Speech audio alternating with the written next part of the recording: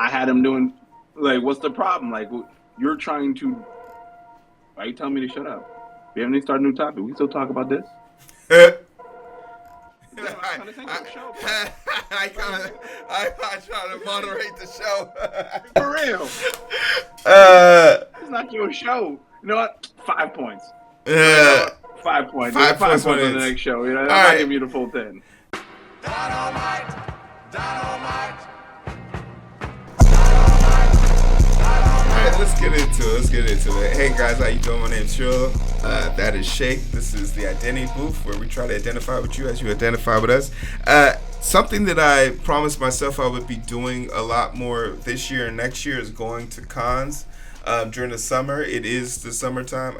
I'm going to Japan this year, but I want to make sure that I'm going to spend a good amount of time investing back in the community and the culture that has raised me. And I thought it was strange at first, but now, upon closer examination, it's more than likely. More than ever, anime has become sort of a segregated thing, from people saying like anime isn't really a black cultural thing, but anyone who's watched Samurai Champloo or historic events of the jazz classic of Cowboy Bebop, it's integral to the black community. It's integral. It's integral to it. So not only do we have like so much to give and offer to the culture, it's very much a place and space that we cultivated and made mainstream. Like, it was very much so a very silent treatment that the blurred culture got from mainstream, and it wasn't until Daquan and Lil TT which started talking about Goku and Spirit Bombs that it became way more mainstream. That was the crossing of our Venn diagram, right? Because in the very beginning, as you're a little bit older than me. So in the very beginning, the black anime kids, they were the weird black. They were the might go postal type of black kids. Now they were in the trench coats to school. We're in the trench coats to school. Definitely grew up in all, like, the black kid who grew up in an all white suburb type John. Those no were the lining. kids. And then you'd also find the hoodest kid would have all the dopest dubbed anime, and somehow they get into the same class and they'd calm each other down, and they just grew from there. And you're right, that's how we made it mainstream, where now dudes be having their girl just be watching animes with them and say, "You gonna make me watch Love Island? I'm gonna make you watch Naruto. I'm gonna make you watch this." Right? Like, and then the girls be finding their own stuff to watch. Like, not even like the typical female or femme versions of animes, but actual legitimate, like, action violent animes. No, there's a Shimi Guy, a Slice of Life. It's literally about two girls who go to high school together and just get into hijinks. It's one of the funniest things I've ever seen, and and I have the soundtrack on my iPod. So when you in there seeing me lift 300 pounds on standing military, thinking like, I wonder what the hell he's listening to, just know it's some K-pop ass chick talking to me. But I know what you're saying, Hero.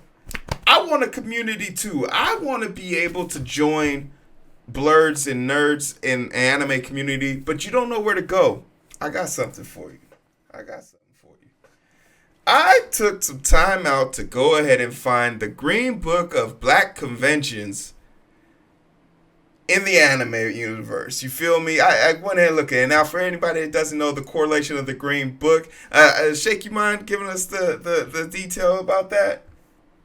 So the Green Book, and specifically more Black American vernacular, was a book through, still actually up to date, but mostly through the 60s, I believe, in which if you were driving south to north or east to west, towns and cities that were, if I would recall correctly, they were safe for Black folks, or we had to, safe for Black folks along your passing, where you could not stay, like, or in gas stations that were black, that were at the time colored friendly, and motels that were colored friendly. Because if you don't know anything about sundown towns, here's a segment we like to call Google Sundown Towns, which still exist still to this day.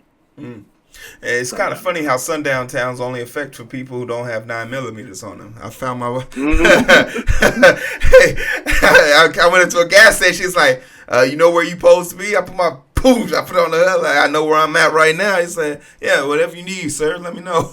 So like, yeah, keep it pushing, baby. Gas on $40 on pump 6. Thank you. Thank Regular. you. Thank you. But I like I said, I found this to be useful, and this year was kind of hard for me to hit a lot of these early on. But I will share this in the comment section. I'll put this in the description. Of all of the conventions that are at least, I won't say these are like black only. That's weird, but it's black. It's a safe space for black cosplayers to go to.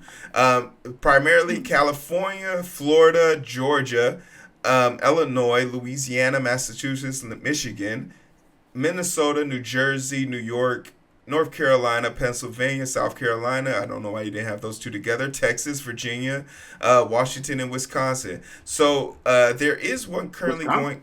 Yeah, there's one in Wisconsin. I was shocked too. SableCon. That's what I'm saying. Yeah, but hey, more power to it. There's currently an anime convention going on in Illinois. It's at the Hyatt Center, where I believe that's where the WNBA play. And I wanted to go to it, but I'm not going to sully myself by going to a basic convention before going to a Blerd or a formal Japanese one. So I think the first convention I'm going to go to this year is going to be Anime Fest for Shonen Jump in Japan. That's the first one I'm going to go to. It's going to be the highlight for me. I'm going to try and get a few of my comic books signed by some artists early on. I used to do a stint for Adult Swim back in the day when I was a broke college kid. So to see those people that mentored me become like heads of departments and just running their own shows is crazy. Shake, is there any specific one that you were interested in? I have a few that I've already clicked open. I done the Black Girl art show in Brooklyn, so it's basically it's not so much anime, but it's just art. Paintings, like home art, sculptures and stuff like that you can buy and stuff like that. So it's a convention that goes for 2 days. I did the Black Girl art show earlier this summer in Brooklyn. I'm trying to do the Black Boy art show in DC at the end of the summer. They just had one in Chicago, which is now, so clearly by the name Black Girl art show is only black women presenting their art. Black Boy is only black men presenting their art. So that's probably what I'm going to do. And if I were to go to like a Blerd, I think I do kind of want to do DreamCon just because I've seen so much about it. I just want to see what DreamCon is one time, not like just for the pure like spectacle. Like I'm curious about the spectacle, not because like I want to go cosplaying. I've been to Comic-Con like years ago. I got Comic-Con out of my system, and I was like, okay, I did it. It was fun. I don't need to do it, but as I've seen, sorry? No, go for it. As I've seen DreamCon grow, it has interested me more. I'll support our people. No, I have to agree. I don't know if I'm going to any of these dressing up. I think I just want to go experience it, spend some money, and go to it. This year I will be at TwitchCon, so that is for me something I'm very like excited to do. It's going to be the 10th year of TwitchCon, so to be able to do that kind of especially seeing as how like Twitch has just made me so much closer to a group of strangers. I just feel like I should be there.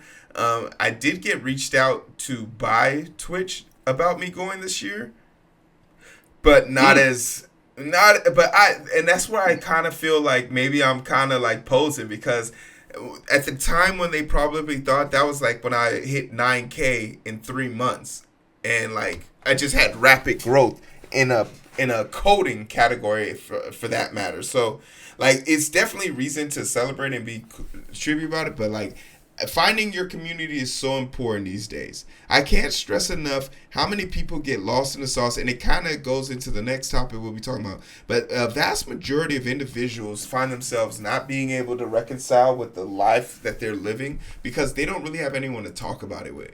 It's so disheartening when you get back from when you can't experience the life you want to live because you feel your isolation is mandatory for growth. It's such a warped way of thinking these days. And to know that Daquan and the kid who never got a lineup in the suburbs could come together and make a coalition that is so powerful from a spirit bomb, which is basically the amalgamation of everyone focused on doing one thing, which is making the world a better place. It's crazy how we have these allegories in the things we love so much and we don't take it to heart. The way we have these heroes and we don't take it's just crazy to me that we don't take more of those things to heart and use them for the positivity. So, like, I implore you, find your community, go out and find them. Don't try and make a spectacle of this. Don't go there. Like, I'm pretty sure a black convention is no place for you to try and test people's hands, because there's going to be a lot of black Air Force Ones there. So go there, try and find a community, try and be respectful, and just have a good time with your people, right? This Spawn cosplay costume ain't just a costume, my guy. Yeah. Right? Hey, yo. Like, these chains can put you chained up like Kunta just the same way. Yeah. Right? We can turn this to Roots, right? I said, what's my name? Right? Like, yeah. You can turn this to Django. Very interesting. Yeah, I would do a Renaissance fair. I think a Renaissance fair would be. I would love to go to a Renaissance fair. I think they did a lot of fun. Mm.